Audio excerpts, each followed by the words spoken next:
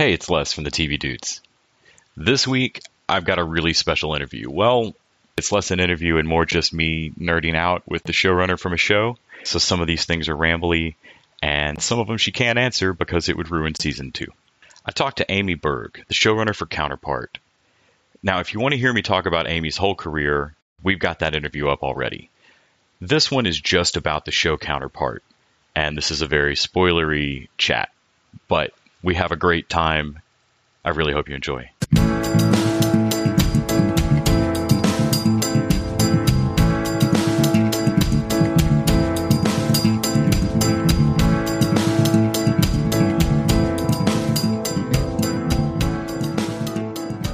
Alex, it's Amy Berg. How are you, buddy? I'm doing great. How are you? Good. Forgive me, I am in my car. But I'm always happy to talk to you.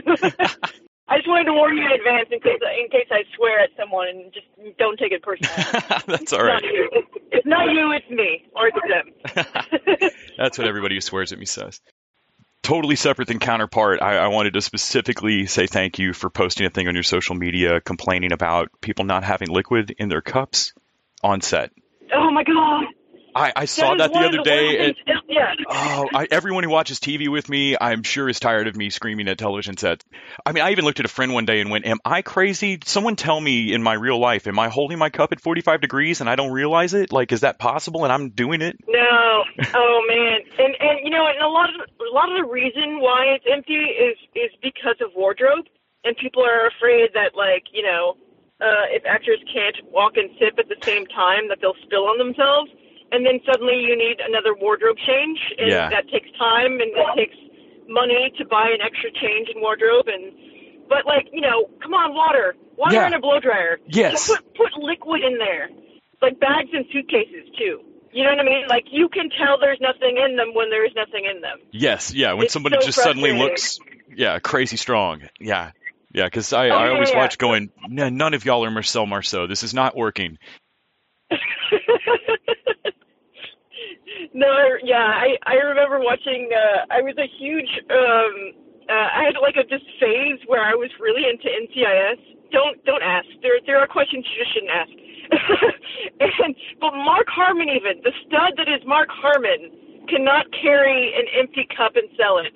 So if he can't do it, no one can. Anyway, I saw you'd post about that and was like, oh yes, a kindred soul.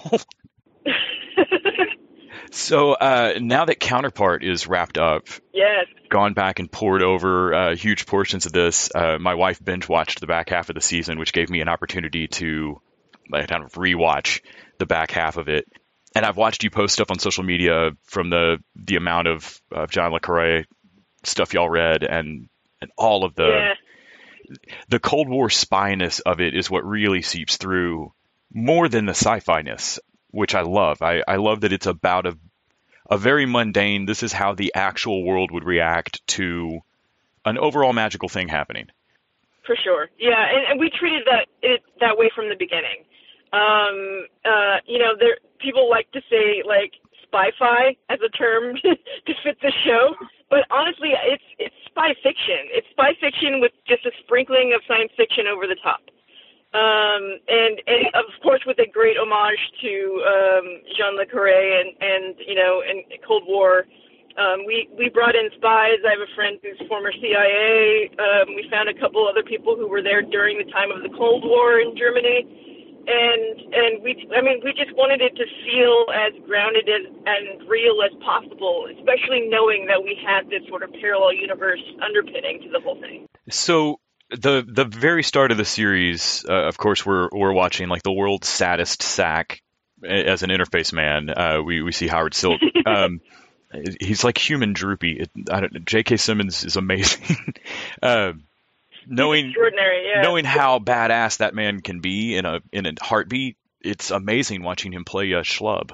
And just the sort of the physicality of what he brought. I just remember the very first scene that we shot in this show was the scene of the two Howards meeting each other. That was the very first scene that we ever shot in series.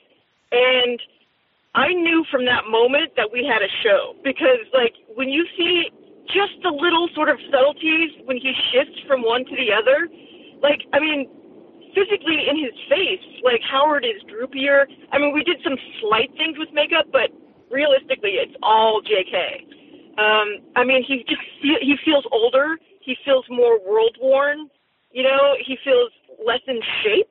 But like, it's not like he gained or lost pounds for a role like you see some actors do. This is a guy who did it from one take to another. Well, and I wondered. I mean, I thought about that you couldn't do this like the break they took filming Castaway so that Hanks could gain and lose some weight. It would make the logistics of filming this insane to shoot all of his seconds, months later or something. Yeah.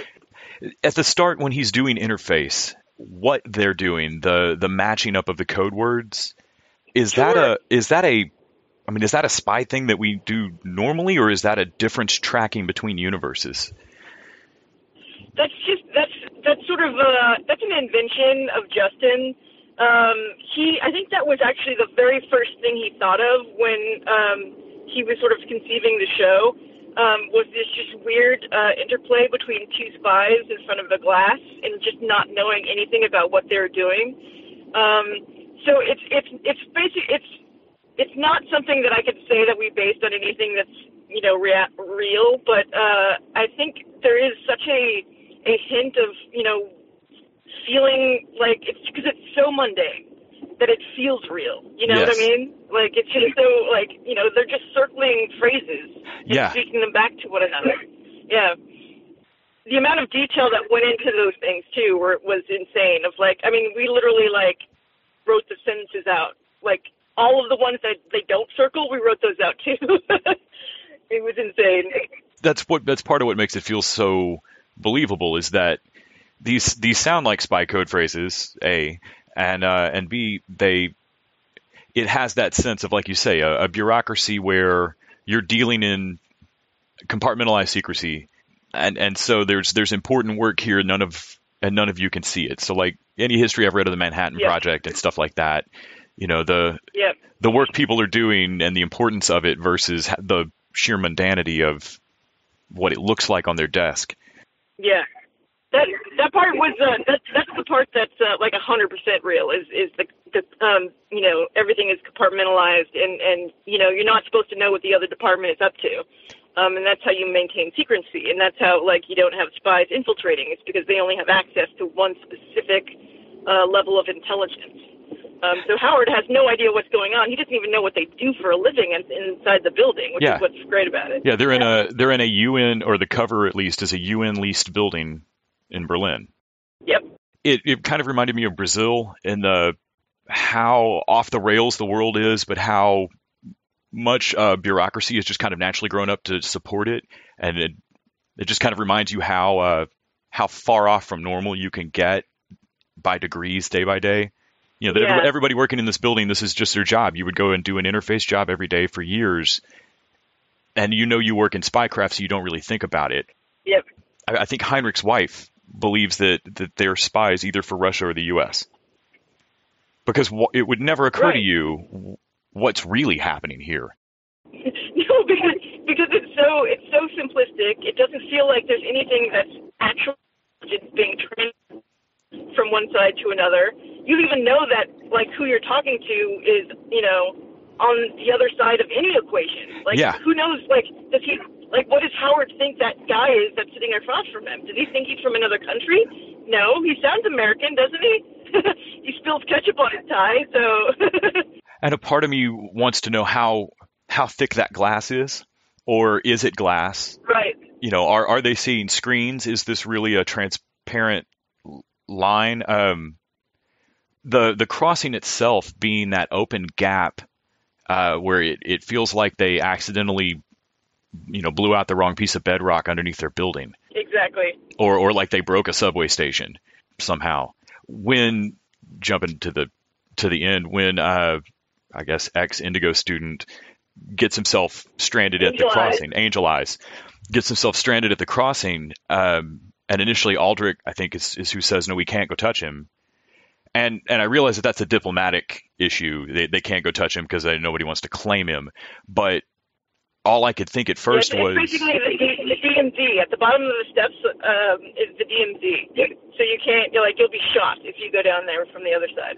but my first thought when he said it was the crossings themselves and how they seem very airlock, one person at a time onto a yellow circle kind of thing.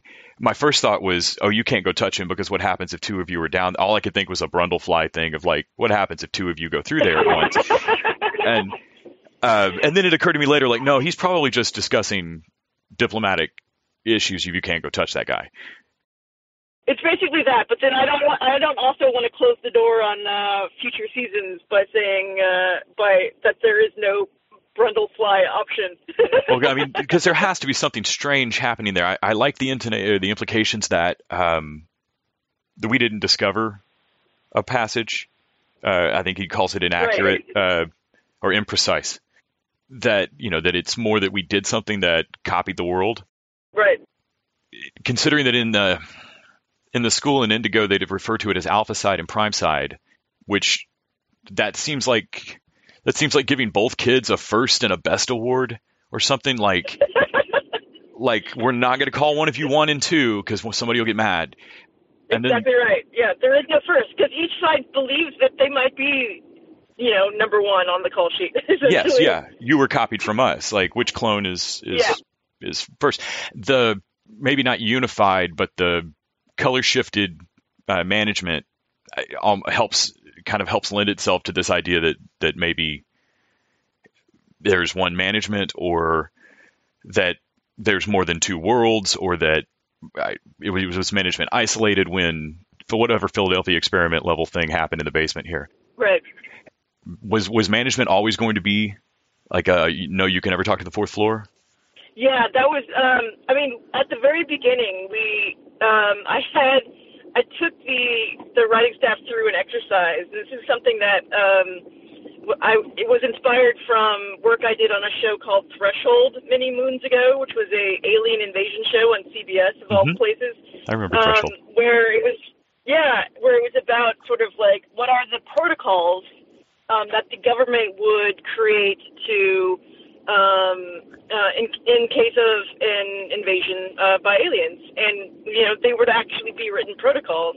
And so part of my sort of assignment while I was there was to actually write the Threshold protocols for the U.S. government, and there was this like 25-page document that we ended up with at the end of the day, and it was very useful because everyone referenced it as we were breaking stories, and I sort of applied that model to our staff. And so we came up with, at the very, very beginning, before we even sort of pitched the season of the show to Starz in order to get the two season series order, was to just go through what the Office of Interchange would be, and all of the departments, and how it's compartmentalized, and what everything is called, who's in charge of each department as far as the characters that populate our show.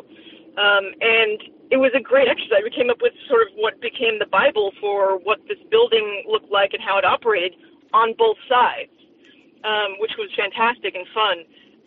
And so we used that as sort of the model. So we had from the very beginning an idea, sort of a model of how things were separated.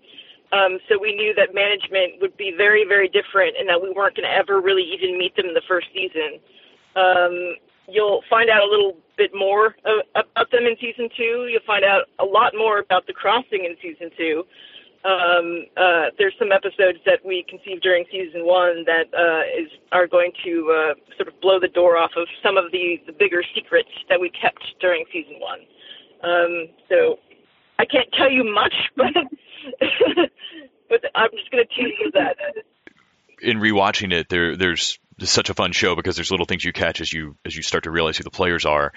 But one of the first things that Howard says, I think, is that your 4th floor, or that the 4th floor might be compromised. Right. Maybe even one of his first interactions with Aldrich. It's so early on that you're still sitting there going, there's 2 worlds? And so in rewatch, it kind of made me pause of like, okay, so who's doing Indigo? And then Aldrich's story about himself and or his counterpart, and placing a spy, and then his counterpart intonating that he wanted to defect, and realizing that though that would be a coup, you can't do that because then your side will expect you to defect at some point, or at least they'll know you have that weakness in you. That was one of the most fun scenes I had writing. Oh my god, I love that scene so much. And it makes the logic unfold on every other character. It's one of those additions that makes it click of like, oh, yes, that is another worry to have with this world out here. Our world's not having the plague. Almost everyone, well, I say our world, almost everyone in whatever World 1 does exist in the other world, but not vice versa. Losing 7% of the world would mean that like a lot of people on the original side, let's say, aren't going to have doubles over there. Those doubles died or their parents died. Exactly right. From that disbalance, the ramifications of how we would react different. Like we have better cell phones, they have better medical tech, because why would you devote that to cell phones? And yeah, I mean, when you're a world that has been sort of decimated by, a illness, like you're going to devote every single ounce of your technology and scientific resource to combating that. Whereas we, on the alpha side did not have that. So, all of that technology was allowed to develop as it normally would. And culturally, they're not shaking hands. Tobacco's outlawed. Yep. There's a see something, say something about coughing, basically. That's a straight up creepy commercial. I can't imagine what went into filming that. The PSA that gets shown for Dimension 2. Right, exactly. Sorry, I'm just looking through the 3 pages of notes that I have through this show. Thank you so much for writing it. I had a blast watching this.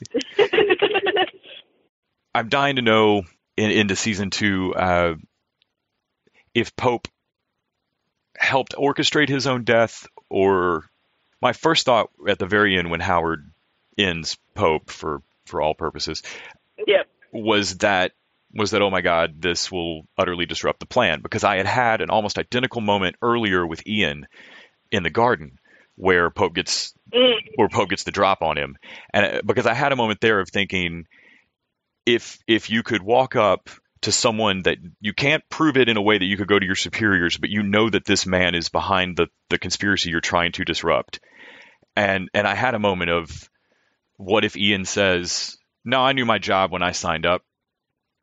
I'm going to go ahead and pull the trigger and see if I get shot. And how much of a spanner in the works that might throw. And it makes you realize it made me realize how delicate spycraft can be, how many of these things are assumptions on human behavior. I send a woman over for you to fall in love with, and then I take her from you and it makes you break. And like how much of these things are guesses, and how much of the differences in the universe are wrong guesses. And who's to say that Pope's master plan wasn't to turn Howard Alpha into Howard Prime, and in the long game, the long con, maybe that's the thing that turns things back to his side. Yeah, and he tells him expressly when they meet that I once took a man like you and made him into your counterpart. And then the next thing he tells him is the difference between the two Howards. When Emily was lying to one of them, how did they react? Did they cleave closer to Emily, or did they break away from Emily? Because Dimension 2 Howard became a spy, and Dimension 1 Howard became a husband. Yep. And so that Pope immediately hands him an attempt at to remake that break. He immediately hands him distrust towards Emily. And right after saying, I was sitting there thinking, you did this before, and this is how. I can't wait to find out whether they think they've disrupted Pope's plan, or whether Pope knowing he was sick meant that Pope was always ready to be out. Right. Exactly. Yeah, and and what was that first moment for Prime? Like, which was obviously instigated by Pope, was Prime's killing of a first person. Like who he killed first is what turned him into the monster that he became, and the fact that he could kill at all. And now, Pope has also successfully done the same thing Yes. to Howard Alpha. So what does that mean? Yeah, I felt I had no choice. Yeah. Yep. Yep. Of course, I want to know who Pope was on our side and how that. There's ramifications from everything that don't have to be explored, but are out there tantalizing. There's so much. I mean, there's two worlds. Yep. I loved seeing both Alice's and their bit of information. Yeah. That was really fun. There's a moment where I believe it's Emily 2 and Howard 1 discussing where Howard asks her, how do you do this work? And tools down at the end of the day. Mm-hmm. And she says, oh, I find ways to cope. And of course she's talking about drug addiction. Yes. But I think they have a discussion where he says something about, when they're talking about the miscarriage of Anna in. Yeah. She reaches back and says, oh yeah, I've had hard times too. Oh yes, Edinburgh. And it stopped me of thinking, if someone asked you, what's the second worst thing that happened in your life? Yeah. And that's the thing that happened to your universe counterpart. If one of you lost a child and the other one didn't, you'd have to think back to okay, before I lost a child, what did I consider bad? Yeah, what was the barometer for me? Yes, yeah. And it was just so, that scene helped focus it for me, the bitterness between, say, Nadia and Baldwin. Yeah. So the part of it is the difference in your reaction to some of these bad things that happen, but then from there, it's just an accumulation of unfair lucky breaks. Exactly. And that's sort of like the larger theme of the show of there's only one slight thing that could change in your life to where you could go a completely different direction. It doesn't have to be something significant. It doesn't have to be Edinburgh, but it could be something minor, like what happened between Nadia and Baldwin. You don't even see necessarily that moment that changes the two of them, but it could be something really slight, and it could be a choice that you made when given two options. It could be something that happens to you, something that happens to someone around you. It could be any one little thing, and then that changes your life forever. What if that what's the sliding doors moment of if it could have gone a different way, which way would have it gone? And that's the story of all of these characters. And to take it even further back for so many of these people, the unfairness is not personal. It's the flu. It's something done prior, which I think we talked last time about how wonderfully well sci-fi can take current societal issues and make them fantastical in a way that I can watch a more moralizing story about, or watch something that is more heavily thematic than I might put up with if it were a straight modern day set drama on NBC or something. But the idea that a whole group of society might be marginalized for something that was done generations prior, and that they're left permanently 7% behind, it has a parallel with any number of marginalized portions of society. Exactly. And it took almost the whole season for it to click why this all feels very real. That these problems are very believable, and the reactions. I think somebody had said before that so much of the show, or they had said on the show, that normally reading someone in comes with psych counseling and discussion, because people get real weird when they find out that there's a second life. And it kind of took the whole season for it to click to just how much this show really is about all the ramifications, both personal and bureaucratical, of finding out that there's a second chance that isn't your chance to take. Yeah, it doesn't belong to you, but it feels like it does, because the history is the same, the backstory is the same for all of these people. Yes, especially if, like Project Indigo style, you can be radicalized to believe that it was your chance taken from you. Yes, yeah. You could have had this. Yeah, you could have. Your family would still be around, like in the case of Claire. I'm really hoping that I'm right on this, and I feel like who got shot in the unfortunate workplace violence incident were not in any way random. it seemed like those were people running through with machine guns, shooting 2 people in a room or 3 people in a room. And we saw a glimpse, I think, of their red paths, which I had assumed at the time in their folders were just, this is how to get to your desk without looking like an idiot. But I assume you probably can't answer me on that. But Well, let's just say at the end of the day, the goal of it was to shut down the crossing, to create a sort of terror incident that shut down the crossing. But if you're going to be shooting up a place anyway, and there were certain people that you could target to help your side, wouldn't you take advantage of that opportunity? That is all I will say. And it seems like they are believably pacing their larger operation so that there's a well, thank God that's over. Exactly. And I think it's only Claire that's like, no, this is only beginning. No, yeah, and Claire says exactly that. She says this is only the beginning, Peter. Yes, because I think she indicates that they very much want the crossing shut, that's the point of this, is to involve diplomacy, which then goes wrong. Emily, too, says something early on about management or someone above her is protecting Baldwin. And then I think Howard mentions later that all the agencies are reacting entirely too quick for this to be a secret, a plan, as Baldwin's whole, this can't just be a secret assassin. So there's a part of me that, and it's the same part of me that's wondering if there's one management, given that they come to the same conclusion about the body. How much is management playing one side against another, or who exactly within strategy or within Fourth Floor or whoever's behind Indigo, that there, like Heinrich said, that there aren't sides. Right. I realize that's not a question. It's just a ramble. This show is... prepping for this was so different than interviews. As I've talked to people about, the span of their career before, this was like, I just want to ask a bunch of questions that I don't even really want her to answer. Right. Like, no, don't tell me. I'm going to watch it. Or tell me, I promise I'll still watch it.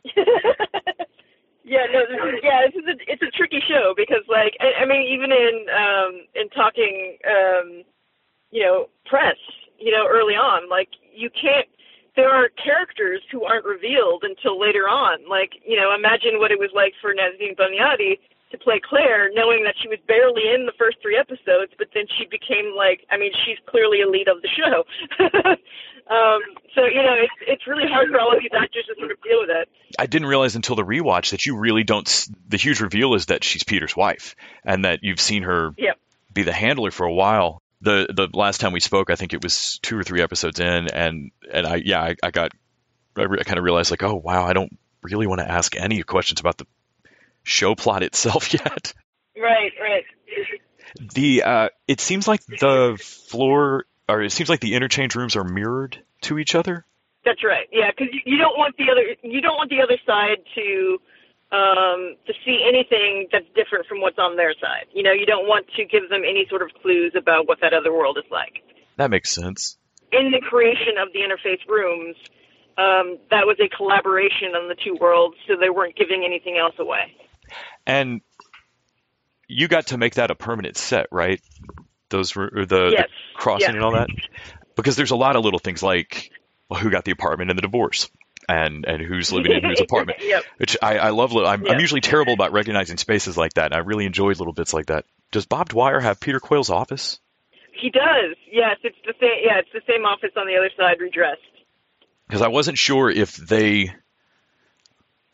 implied that they were of a similar position level. Yeah. Yeah. Now I'm really wanting to go back and pick through the show and see if both sides actually function the same. Look at the details. I mean, you can even look at the emblems on the binders that are on the shelves and know that you're in one place or another. Mm-hmm. I can't believe that I'm coming out of this going, wow, I don't want to rewatch this show. Thank you so much for taking time to chat with me about it. I really... Thank you, man. I always love talking to you, and you're such a an intelligent fan of the material. It's so great to sort of talk in such detail about character and story and politics and philosophy. So I appreciate you taking the time also. Oh, sorry, completely random. Malignant hyperthermia. the genetic disorder that Emily 2 has? Yeah. I don't remember if that got mentioned as Emily 1 having it, and I wasn't sure if that was... Maybe you can't tell me at all. I didn't know if that was an Easter egg. It kind of stuck out on the rewatch of like, wait, how does one of you have a genetic disorder? Well, I mean, that would seem weird, right? That one would have it and the other didn't? Might lend itself to making a flu disease that doesn't affect one world. Oh, interesting. Just saying. Also, where did Howard 2's dog go? Who's to say that... That was my only concern, was what did Reese do with that dog? Oh, he still has him. Like, he's got a buddy that keeps an eye on him. I mean, Prime's on the other side a lot, so he needs basically a permanent babysitter for that dog. That was one of my first thoughts when they closed the crossing and he tells him on the phone, was like, oh, crap, man, how do you tell your dog sitter that you're trapped in another dimension? I know, he's stuck, but he's got Rosh, and Rosh will take good care of him.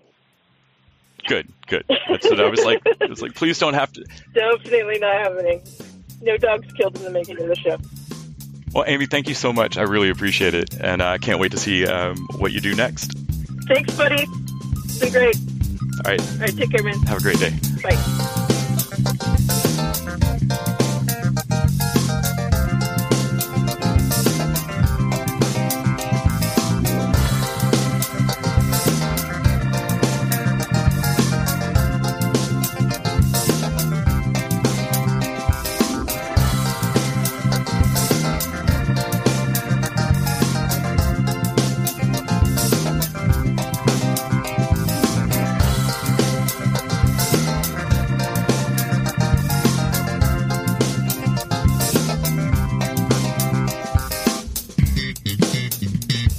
The TV Dudes is an independently run podcast and a member of the Electric Sweater Podcast Network. We are exclusively listener-supported. If you'd like to help us out, go to patreon.com/TVDudes. You can like us on Facebook and Twitter @TVDudes. All the music for our show is by our friend and original TV dude, Gregory J. Amani Smith. To find out more about us, go to thetvdudes.com and electricsweater.com. I'm Grant Davis. Thanks for listening.